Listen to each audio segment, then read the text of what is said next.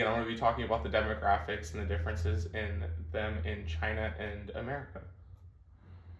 In America, let's do age first. The median age in the United States is about 39 years old, reflecting a relatively mature but still growing population. The US has a large working age population with roughly 63% of people between ages 15 and 64. About 17% of Americans are age 65 or older, a share that continues to increase as the population ages. Immigration and comparatively higher fertility rates help the US maintain a younger structure than many other developed countries. The US also avoids through immigration a lot of the issues that are faced by China due to the one child policy with not having enough family members to take care of the aging populace and retirement costs ballooning as seen in other developed countries. Age still. China's median age is about 40 years old and is rising rapidly due to decades of low birth rates. The share of China's population aged 65 and older has grown quickly and now exceeds 15% of the population, as it will keep growing. It's not like as much as dire of a situation as Japan, but it is still going to balloon until the population almost halves in the next 100 years.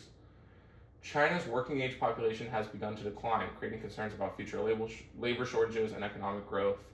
And it's increasingly problematic because they need to take care of the growing elderly population with less people and less funds to do so. And the economy is losing workers, and they are not interested really in bringing in migrant workers from places such as Bangladesh and other parts of Southeastern Asia due to trying to preserve cultural homogeneity that exists in China.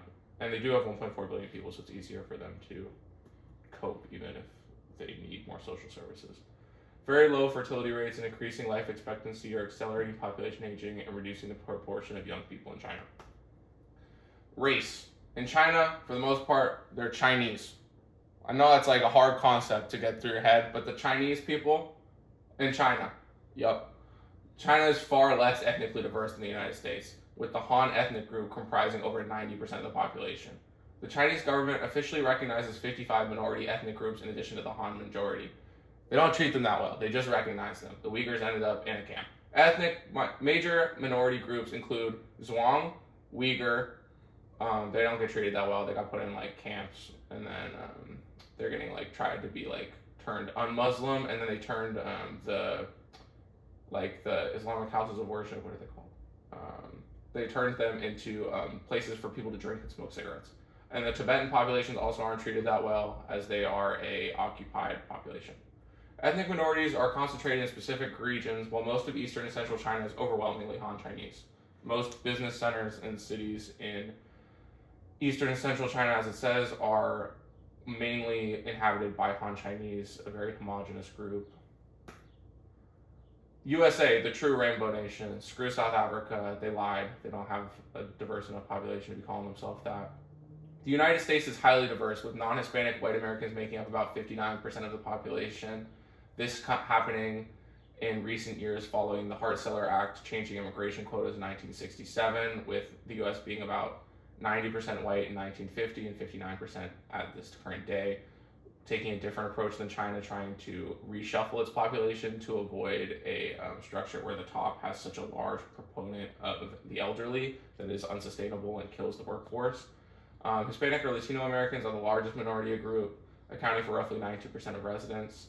A lot of that starting during the Bracero agreements done by Reagan with the amnesty.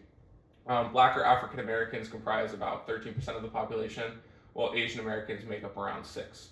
Continued immigration and demographic changes are increasing the racial and ethnic diversity of the U.S. population, with whites suspected to be a minority by 2050, changing the composition of the nation. The United States has a nearly balanced gender distribution, with women slightly outnumbering men at approximately 50.5% of the population. China has a slight male majority, with men accounting for about 51% of the population, partly due to historical sex ratio imbalances of birth, aka the one-child policy, where it was like if you were a girl, you were going in the trash can, and if you were a boy, like the family was very proud because they had an heir.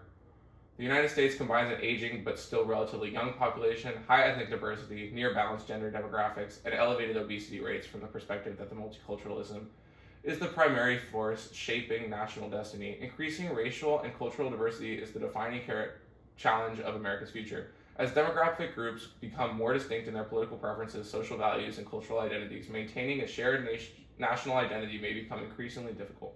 This fragmentation can weaken social trust, intensify political polarization, and complicate efforts to address economic and public health challenges such as obesity.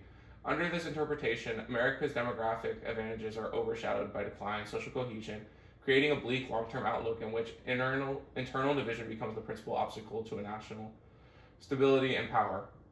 This is a bleak but possible outcome to the future, but it is also very possible that the U.S. continues to be the most prosperous, rich nation, and it's just that in rainbow form.